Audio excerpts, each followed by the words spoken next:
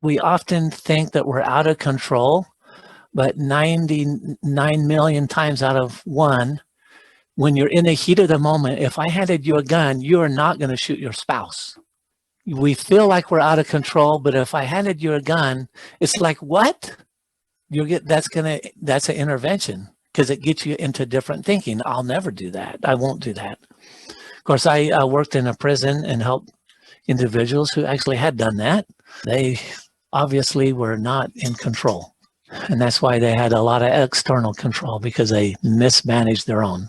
The principle of pain and pleasure motivation, if you came to me and said, if you will crawl on your hands and knees across town, and that might be 5 miles, I said, I'm not going to do that. That my knees would be all bloody and that would be sore before I even get across the street.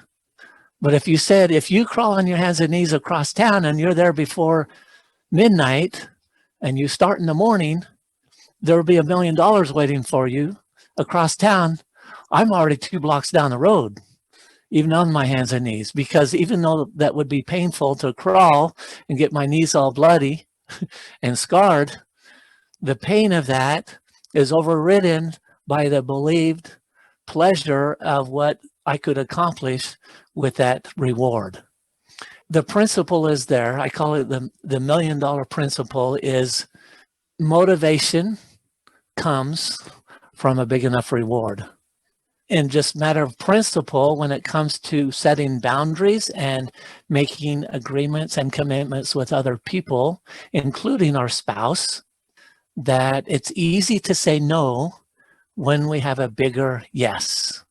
That is an important principle to be able to figure out is why, what is your bigger yes to the positive behaviors so you can say no to the negative or unwanted behaviors, whether that's in yourself or others, to set a boundary. And unfortunately, I would say 3/4 of the time, couples come into my office, there's behaviors that needed to be changed for 20 years.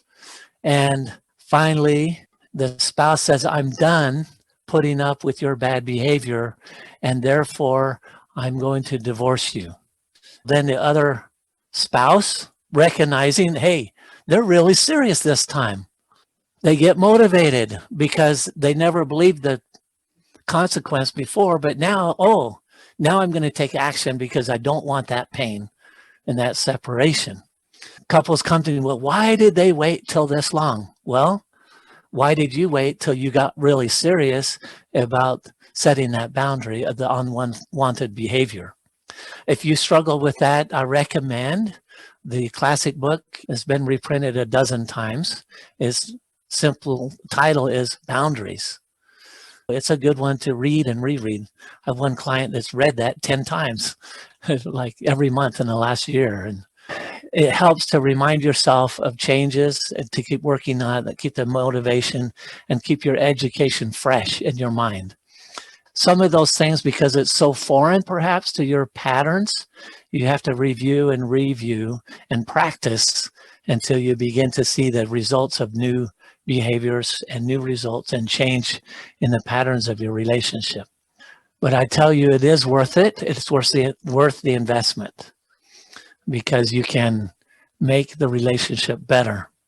That will always improve as you improve on your ability to clarify and set boundaries. That is equal to your ability to also improve your relationship, to manage that with yourself and with your spouse. That's an important part.